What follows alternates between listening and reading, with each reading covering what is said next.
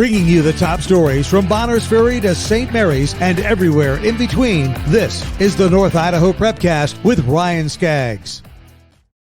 That's right. It's another edition of the North Idaho Prepcast here on IdahoSports.com. Brandon Baney with you here on the program. And for the second week in a row, we're without Ryan Skaggs.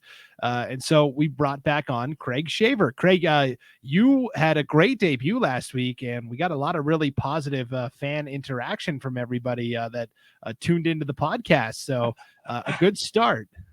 No, I was happy to see there was quite a bit of friends and family that I know blew up the post on Facebook for me and stuff. So that was kind of nice. But yeah, hopefully the guys down or everybody listening down in Southern Idaho, Eastern Idaho, all that kind of enjoyed it as well. So. Yeah, and in case you missed last week's episode, Craig is Ryan's broadcast partner on our North Idaho game night broadcasts, our audio-only broadcasts going on up there in District 1. Former standout player in Washington, and now you coach quarterbacks all over in both Washington and Idaho, so you're always watching that game film. And a lot of interesting football results to get to here as we bring you everything you need to know about District 1 athletics. That's what we do each week here on the North Idaho Prepcast. But before we get into the football stuff, I did want to start with a couple of other non-football related items. Really sad news today that one of the all-time legendary coaches, and he coached in both Washington and Idaho, Donnie Haynes passed away at the age of 91 today. And he was a legendary coach, went into the Idaho Hall of Fame in 1994, won multiple championships at multiple schools, started his career in Kellogg in the early 1960s, coached at Moscow, Twin Falls, Centennial, and he also coached in Washington for a time as well. This was really shocking news that came out today. Yeah, I saw the news, but I did not have any previous knowledge of him. I saw that, I believe you said Lake City, I think I saw in there.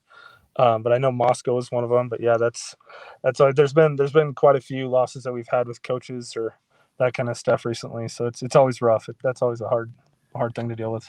Yeah, it was really tough to see. Coach Haynes actually mentored John Adams, who is currently the boys basketball coach at Coeur d'Alene High. So it's always good when you can pass that knowledge along to the younger generation as well. So that was just really tough to see. And that news came out, just a couple of hours ago. So we just wanted to start off with that. And our thoughts are with his family at this time, certainly. And losing an all-time great is never easy.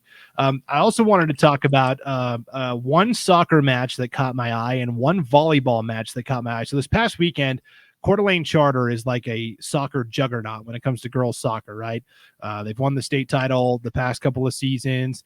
Very rarely do they lose. One of the few times that they've lost in recent years, Craig, was to Freeman High School from Washington back in 2019. And it looked like on Saturday they were playing Freeman again, and it looked like they were on their way to another loss to the Scotties. They were trailing 3-0 late in the second half, but they ripped off 3 goals in the final 14 minutes of regulation to tie the game up. Ended up scoring the game-winning goal a little bit later on, and scored 4 goals in the final 14 minutes of regulation or whatever it was to come back and win 4-3. That's just insane. Have you ever seen anything like that? I don't follow too much soccer.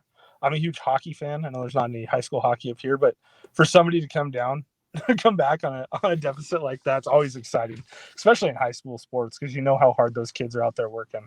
That's awesome.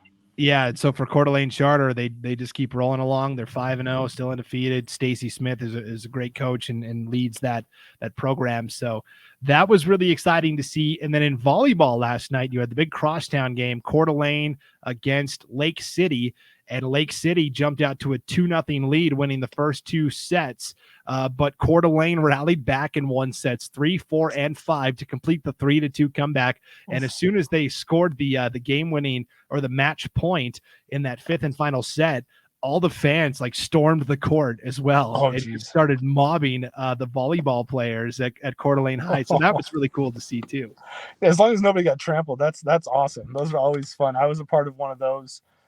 We had what was called the Golden Throne when I was at East Valley. It was East Valley versus West Valley, and we had a buzzer beater. I think it was my sophomore year of high school, and everybody stormed the court. So I was lucky enough to be on the bench and be kind of part of it. So that was kind of fun. But yeah, that's Coeur d'Alene always coming back and being the powerhouse. Everything, gosh. I know. It's like, come on, let somebody else do the turn. Right. It was just really cool to see him storm the court after a volleyball match. You know, a lot of it was those football players from Coeur d'Alene, of Right. course, taking in a game on a weeknight. But yeah, in the Inland Empire League right now for volleyball, you've got Post Falls as the top team. They're 9-2 overall, 4-0 in the conference. Coeur d'Alene is in second place, 3-3 overall, but 2-3 in the conference. And then Lake City, you know, they're 8-2 overall, but both of their losses have come to Post Falls and Coeur d'Alene. So they're in third place at 1-2. That's just the way it goes sometimes. Talking about some of that in the Intermountain League stuff up here with how that battle is going to be for the top 3 positions in the football league. That's 3 schools like they're right there battling it out as well for the volleyball. That's huge. I know I've got a 12-year-old. She's at Post Falls Middle School. She's playing volleyball right now for her first time ever. So I know I'll be getting more involved with the volleyball scene here in Post Falls. So that's always cool to see. Yeah, Post Falls is having a really strong season, and weren't too highly regarded in the preseason. So it's always nice when these teams can kind of emerge from the shadows and really step into the limelight. So that's kind of just a couple of random thoughts I had on some non-football stuff. And I guess if we're going to start the football conversation with what happened last week, I think we have to start with Coeur d'Alene, right? Because they had not one, but 2 games canceled on them.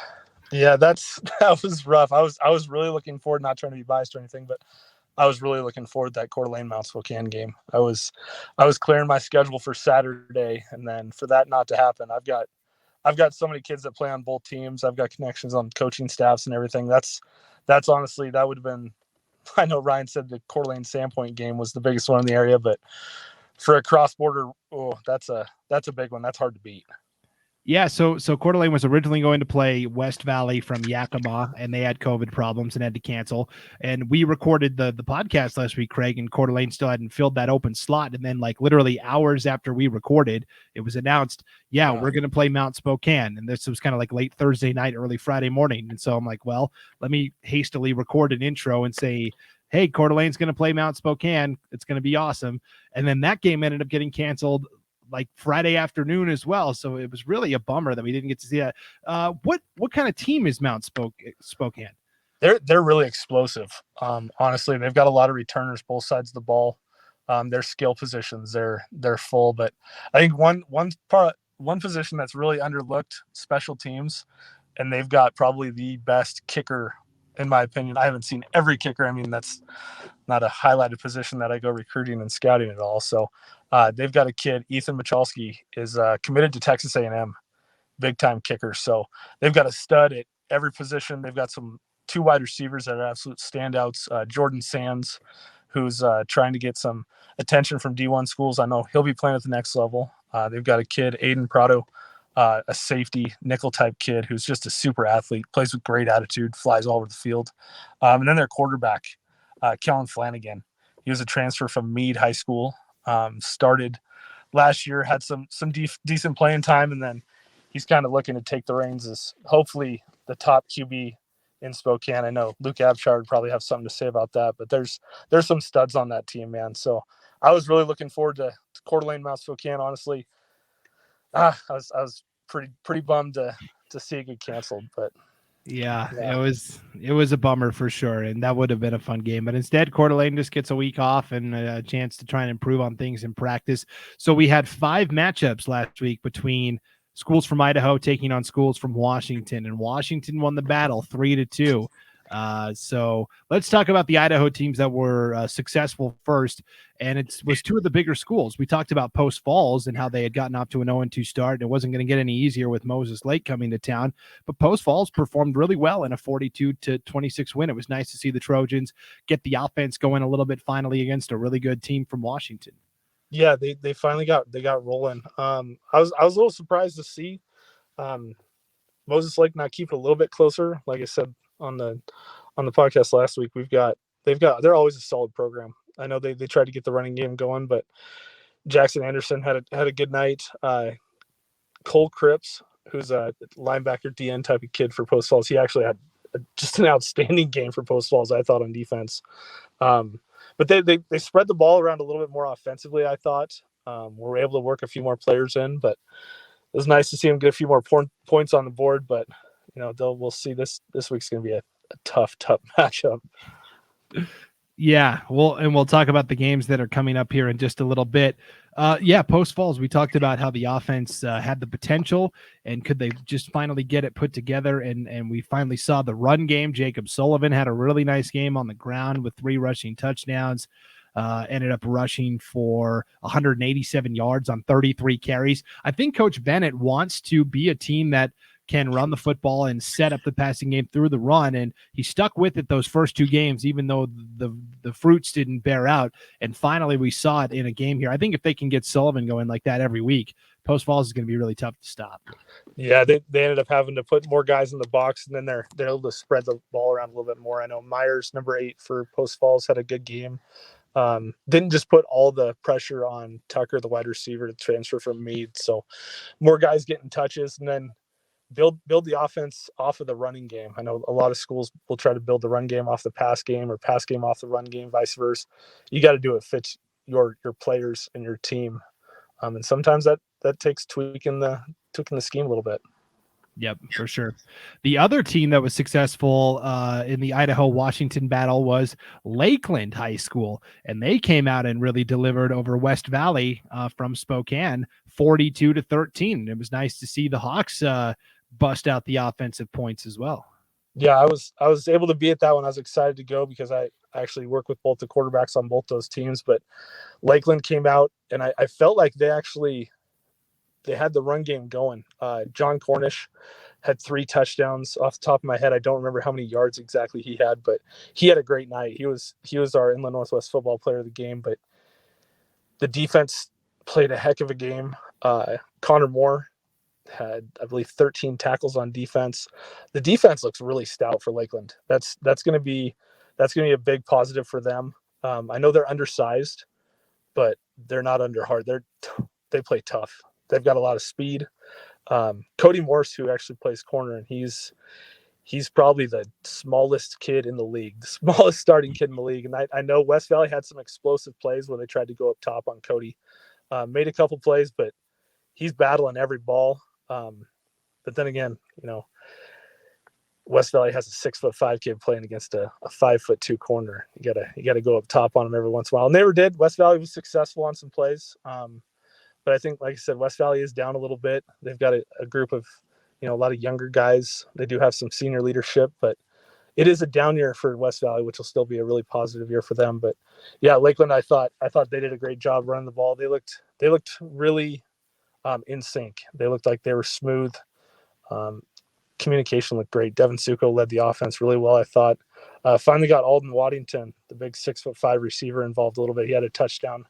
And then Richie Thomas, I thought, had the play of the night. Unfortunately, I wasn't able to catch it on video. I try to video every play while I'm down there on the sideline walking around. But Devin hit him on a quick slant from the right side there on the boundary, and Richie caught it and took it about 65, the rest of the 70 yards to the touchdown. And he showed his track speed. They've got a 4x team at Lakeland that is all 4 football kids.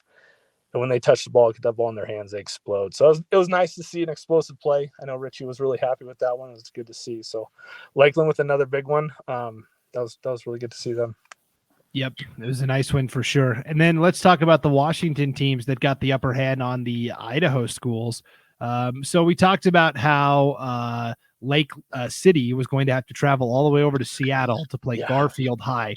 And that was I don't know what the Seattle prep football scene is like, but Garfield looked pretty good in a 42-2 win. The only points for Lake City came on a safety in the first half. Yeah, it was definitely a rough outing. And I know just by the scouting the other teams that are playing, the teams in the area, the Mount Size and the North Creeks, they've got some big time teams, big time dudes, big time programs. So just for Lake City to be able to compete against a team like Garfield, I know that's a long trip going all the way over there and playing, but that's an even longer trip coming back when you get beat by 40. So hopefully they turn things around this week. I know they've got a good scouting report on Moses Lake, so we will see how that one goes. Yeah, I guess the one positive I would say for Lake City was the score was only 14-2 at halftime, right? And so maybe they just wore out against that bigger Garfield team in the second half. But to play well for a half and really almost 3 quarters was an encouraging sign for Lake City, I think. Yeah. So. Yeah, hopefully it'll be something rolling into next week. They've got to get that turned around quick. Yep, that's right. At the 2A level, you had let's do the 3A. At the 3A level, you had Priest River hosting Newport, and we talked about how Priest River's got a lot of young guys, a lot of freshmen and sophomores, and still trying to figure it out. Newport came over and won 48-8. It'll be interesting to see how Priest River can rebound from this one, because we coming in, we thought Newport was an okay team, but Priest River is just so young right now. Yeah, apparently they got some. Like I said, I know they've got a couple dudes up at Newport. I did not watch the film on that one, but yeah, that's always a rough outing. Hopefully they get things rolling. Like you said, they are a young team, so hopefully, I believe don't get me wrong, is Orville a drop down in classification for them? That I'm not sure about. I haven't checked how Washington schools stack up in terms of where they would. That one I'm not too familiar with. Right. So, yeah, we would have to double check that and see. But and then the last game at the 2A level, you had St. Mary's hosting Freeman. The Scotties came over and defeated St. Mary's. It was a Saturday game. It was originally scheduled for Friday. I think they moved it to Saturday, but 42-6. And again, I think St. Mary's is one of these teams, if you just looked at their record and said, yeah, they're 0-3, doesn't indicate how talented that team is when they've played Kellogg and then two teams from Washington, Lakeside and Freeman. But I think I think, honestly, in my opinion, they've played three of the best teams in their respective divisions. Honestly, Kellogg, from what I've seen on film, and I've talked about it before, with the Twins, they're my pick in that division. And then obviously Lakeside out of Washington, they've got another big time quarterback, Cole Hunsaker, and then Freeman using another big quarterback, Bowen Phelps. And they've got some dudes on that Freeman team, like I talked about. They've got a lot of basketball kids that are multi-sport athletes that transfer over to the football field. They make plays for them. Yeah, so I think St. Mary's is okay. They're 0-3, but plenty of time to turn it around still. So, other games that were interesting. Let's start with Kellogg. They had a nice 32-7 win over Orofino. Orofino's a team that's trying to find its footing. That's a 3A versus a 2A, but Kellogg 3-0. You can't argue with that. Yeah, I mean, I can't talk about the Luna brothers enough, honestly, man. I mean, between Ripley and Colby, they're just in sync. And then once you think you have them stopped, you look at Merrick, or you look at any of their other weapons that they have on offense, and they got two-way guys that step up and make plays all the way around. So that's going to be a very solid team. I believe it's going to go. I don't know many of the teams down in that area at that level, but for a team at that level up here, that's a solid team. Well, I will say that Timberlake and Bonners Ferry still want to have something to say about that. Bonners Ferry went over to Libby and played the Libby Loggers in Montana, and that's a team that's a higher level. They would be like a 4A school in Idaho, and they won that game 7-0. They're 2-1, and then Timberlake maybe had the most impressive performance going to Moscow and winning 19-16. Yeah, and Moscow's been impressive at times to me. Leon Hutton, who's their quarterback, he's really athletic. They've got a couple kids that are at the athlete position that are making plays, always in the running for player of the week, in my opinion. And then the Ellis brother, they've always got the Ellis kids that are just out there making plays too. So Moscow is definitely a tough team, and for Timberlake to come in and at 19-16, I believe was the final on that. I mean, and that's taken a step up in level two. So Timberlake's always a tough play for those teams. So that's good. Yeah, I think Timberlake and Bonners Ferry are definitely going to have a say with Kellogg in that division, and we'll see how things pan out. That's going to be exciting. Yeah, for sure. And then a couple of 8-man scores. At the 1A level, Wallace defeats Kootenai 38-14. Because there's not many teams that play 8-man football up in District 1. You see teams play each other twice a lot. So like Wallace had already beaten Kootenai once this year. They beat him for the second time now, 38-14.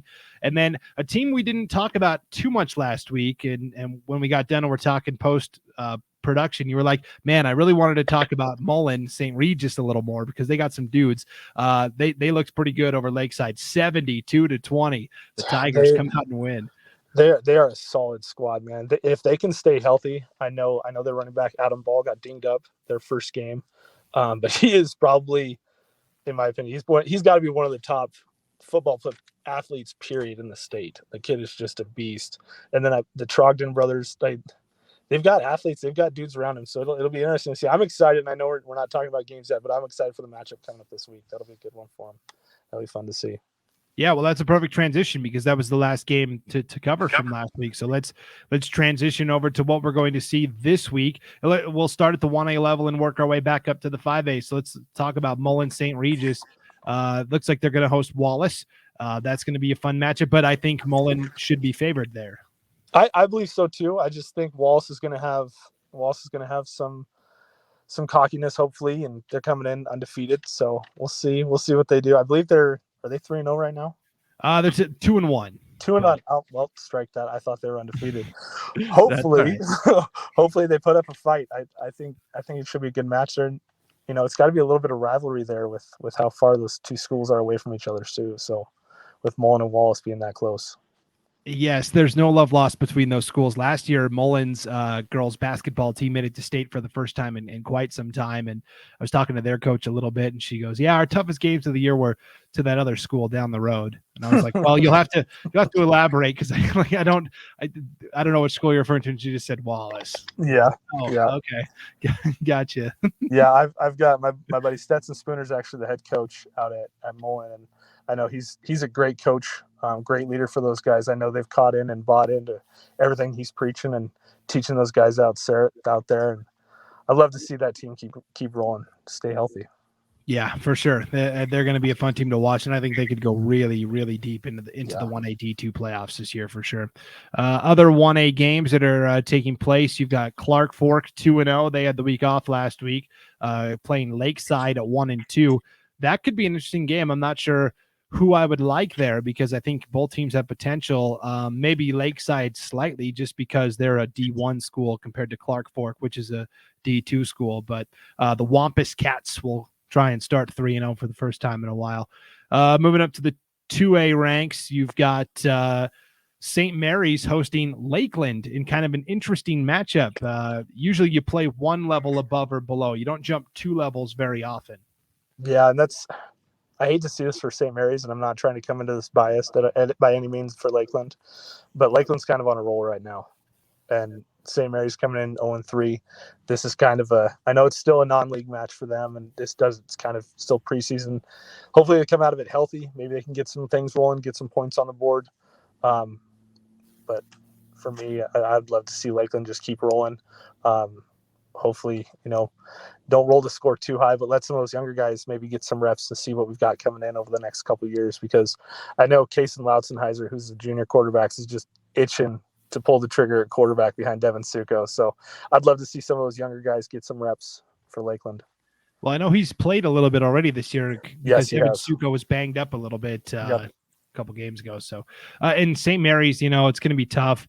Could very well be looking at an 0-4 start halfway through their schedule, which is, we said okay still, but then they're really putting all their eggs into the basket of got to win the conference to get to the playoffs. Yeah. Coach Teff's one of the best coaches in the area. So, I mean, he's going to get the guys going the right way once it is time to, lock down and get those W's. Yep, for sure. Intermountain League action. You've got Priest River hosting Oroville High from Washington. We talked about Bonners Ferry is going to travel to Orofino to play the Maniacs. Bonners Ferry should come out of that with a 3-1 record. And then you've got Kellogg playing kind of an interesting game. They're playing the Sandpoint JV, which actually should be a pretty good test. Yeah, that'll be interesting. I don't know too many of the JV kids for Sandpoint. I know quite a few of the varsity kids, but yeah, that'll be interesting. I know for me, if I was at Kellogg, if I'm Ripley Luna, I don't take that as a disgrace, but I'm looking at that as a challenge.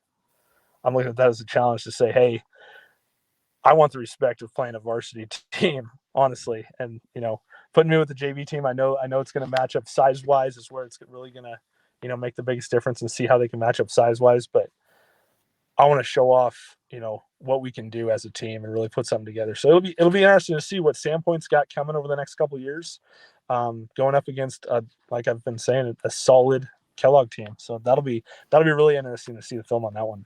Yep.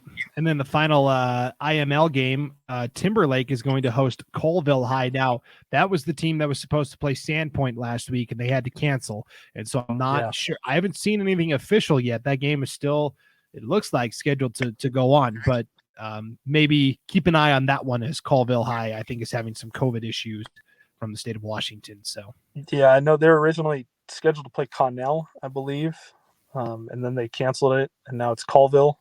So hopefully they'll get something going in. So those are two decent opponents. I know Connell would have been a huge big time opponent for Timberlake. Colville, hopefully you can get something rolling, because that's always tough to see a team lose out on a game, especially somebody like Timberlake who's coming off of a big time win like we talked about last week over Moscow.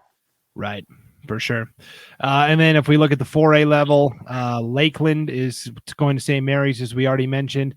And this is an interesting game, too. Sandpoint is going to travel all the way to Homedale, which is not close at all. Homedale is a 3A school.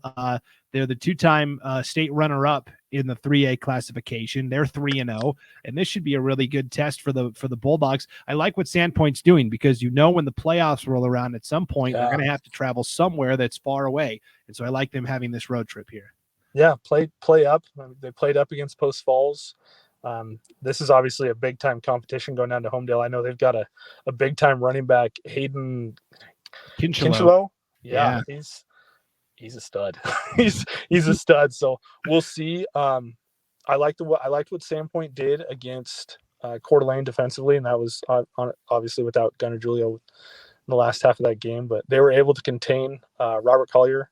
So we'll see what Sandpoint can do defensively, and obviously I'm always excited to see what they can do with Parker Pettit and Garrett Cox. So good luck to them traveling all the way down there. For sure. And then the 3 5A schools in the Inland Empire League are all playing Washington opponents. So again, I think this is why you're a perfect guest here, because you can tell us what kind of competition this is going to be. Let's start with Lake City. They're going to host Moses Lake, a team that just got, trounced pretty badly by Post Falls. How do you like Lake City and how they might match up with Moses Lake? Well, like I said, I think they're going to have some good film coming in. They'll have a good scouting report coming into this. They've got to have a bounce back week as long as they're healthy. That's hard for Moses Lake to travel all the way out here twice, too. 2 straight weeks, going to Post Falls and then coming back out here to pretty much just past Post Falls again. So that'll be a tough one for them. But I know they're both looking to bounce back and get some W's. So we'll see. That'll be an interesting matchup. Then you've got Post Falls, who got their first win of the season. They're traveling to play Mount Si in a neutral site game. Now, the last time I checked, it was going to be played at Central Washington University in Ellensburg, but that could have changed. But it's going to be kind of a meet in the middle type game. Where is Mount Si from? So Mount Si is just on the other side of the pass. If you've ever been to the outlet malls going into Seattle, it's just after you come out of Snoqualmie Pass. It's in Snoqualmie. So just this side, about half hour, 45 minutes east of Seattle, Mount Si. They've had the last few years, they've had a couple quarterbacks come out of there. The Millen brothers, who have gone on to play at Oregon. So they're a solid program. Their facilities at that school are absolutely amazing. They've got a great setting, great view. And I know they're coming off of a couple big games. They played Federal Way, which is a solid program, in Yelm, who's one of the top programs over there, and they're always playing big time programs. So this will be this is another huge test, like you talked about, that some of these coaches, the ADs in these schools, set their teams up for success in the postseason with some of these, I believe, as long as you can stay healthy and put up some stuff. And I'm not counting Post Falls out of this game at all. Just because you never know. It looks like they got some stuff turned around. Hopefully they can get some stuff clicking, but Mount Si is going to be a tough one. That'll be good. It'll be interesting to see if they can have that neutral site as well. I know that'll help only going to Ellensburg. It gives you, it's about an hour less travel probably, but I think it's a little extra. Make Mount Si have to travel a little bit. Make them get on a bus. Yeah, right. Why shouldn't they, right? Yeah. Right. Okay, and then the last game is Coeur d'Alene. They're also hitting the road. They're going to travel to North Creek High School. Yeah. What do we know about North Creek? I mean, if they're on Coeur d'Alene's schedule, I have to assume they're pretty good. So North Creek's they're out of the Bothell area, which is just north of Seattle, about half hour, 45 minutes. They're in a big time league over there as well, with Woodinville, who's always, state champion contenders in the 4A level. But they just came off of 2 big ones. They're 2-0. They played Lakewood. They beat them 59-35. And then River Ridge two solid programs, 34-12. So double-digit wins, back-to-back games, and North Creek's got a solid program. So we'll see. Coeur d'Alene, that'll be a tough test. So 2 weeks to kind of prepare and heal up after a slugfest with Sandpoint. So hopefully they've got everybody back and healthy and get things rolling against North Creek. That'll be an exciting game. Yeah, that's going to be a lot of fun to watch, to see how our Idaho teams continue to do against some of the top teams from Washington. It's going to be another fun slate of games. Craig, thanks for helping us break it down a little bit, especially when it comes to those Washington schools that we may not know as much about. It's really good to have your expertise knowing both areas so well. So, no, of course, I love being on. I love being able to chat football anytime, and look forward to doing the Fish year again. Yep. All right. That sounds like a plan. Enjoy the games this weekend, everybody. And thanks for tuning in to another edition of the North Idaho Prepcast. You can get the audio for this podcast at IdahoSports.com, along with wherever you download your podcasts. You can also catch the video of this. You're only going to see me. We don't have Craig on video. But if you want to see what I'm doing or what I'm wearing, you can catch the video of this on the IdahoSports.com Facebook page, as well as our YouTube channel. So a lot of ways to get this content. Craig, are you going to be at any games this Friday night? What's on your agenda? Yeah, so tomorrow night I'll be at Freeman High School that we've talked about a few times. They're playing Deer Park, so I've got two quarterbacks battling it out tomorrow night. And then Friday I've got things up in the air. I've got a few games that I'm not sure, and also the weather's looking like it's not going to hold up very well. There might be a downpour Friday night, so being able to stream and watch some live games at home is always nice with the family, having 4 or 5 games going at a time. But I always love being on the sidelines, so we'll see. I'm always tweeting live, and a lot of times I'll get on Instagram and start live video, especially when there's red zone type of stuff. So we'll see what happens. Good luck, everybody, Friday night. Yeah, sounds good. All right. Well, for Craig Shaver, I'm Brandon Baney. Thanks for tuning in to the North Idaho Prepcast on IdahoSports.com.